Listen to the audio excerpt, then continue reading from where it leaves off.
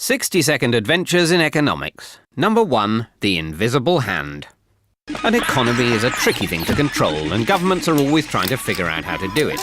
Back in 1776, economist Adam Smith shocked everyone by saying that what governments should actually do is just leave people alone to buy and sell freely among themselves. He suggested that if they just leave self-interested traders to compete with one another, markets are guided to positive outcomes as if by an invisible hand. If someone charges less than you, customers will buy from them instead, so you have to lower the price or offer something better.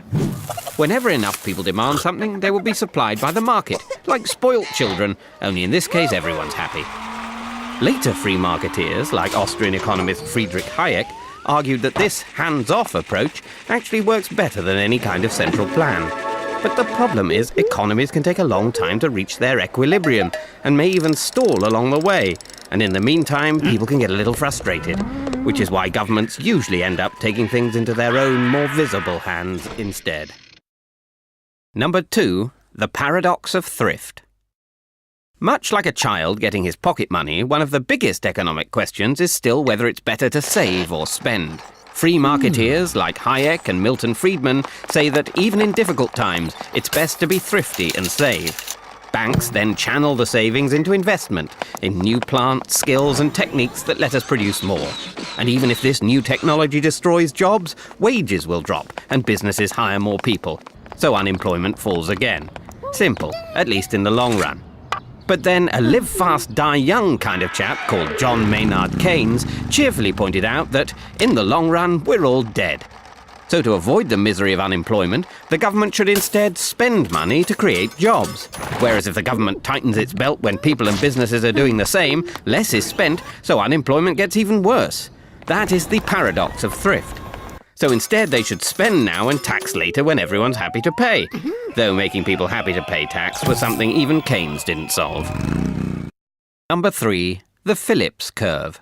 Bill Phillips was a crocodile hunter and economist from New Zealand who spotted that when employment levels are high, wages rise faster. People have more money to spend, so prices go up and so does inflation. And likewise, when unemployment is high, the lack of money to spend means that inflation goes down. This became known as the Phillips curve.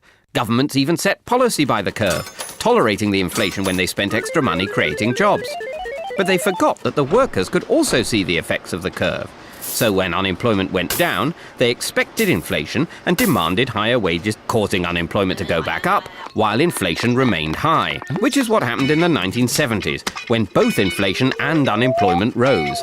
Then in the 90s, unemployment dropped while inflation stayed low, which all rather took the bend out of Phillips's curve.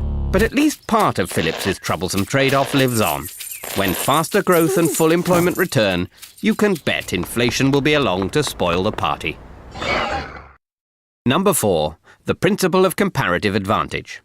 Whether you think economies work best if they're left alone or that governments need to do something to get them working, the one thing that can't be controlled is the rest of the world. Fear of foreign competition once led countries to try and produce everything they needed and impose heavy taxes to keep out foreign goods.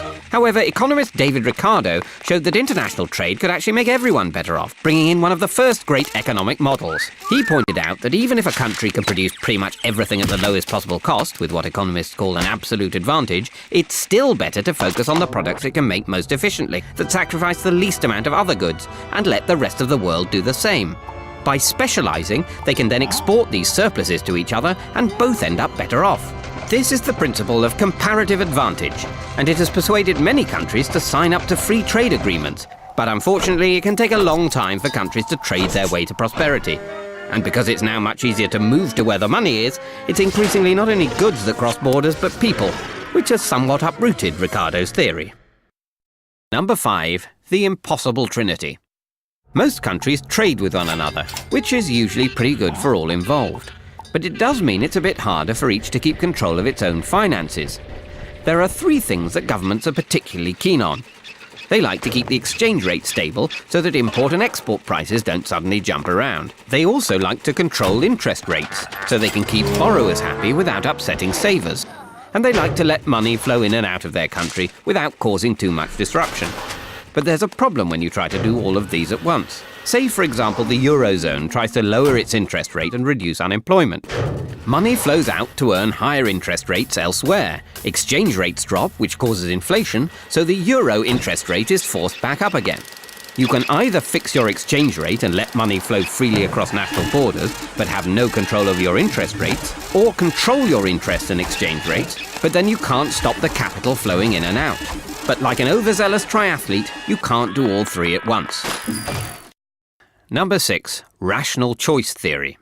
Of all the things to factor in when running an economy, the most troublesome is people.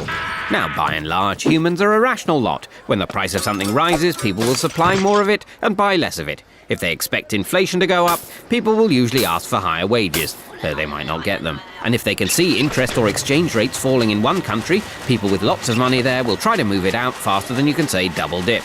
And governments often decide their economic policies assuming such rational actions, which would be great if it weren't for the fact that those pesky humans don't always do what's best for them.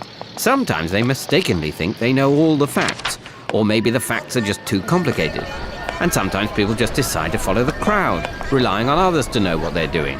When too many cheap mortgages were being sold in 2007, a lot of people didn't know what was going on, and a lot of others just followed the crowd. Some lenders may have rationally believed that when the crunch came, the scale of the problem would force governments to rescue them, which was true for the banks, if not for all their customers.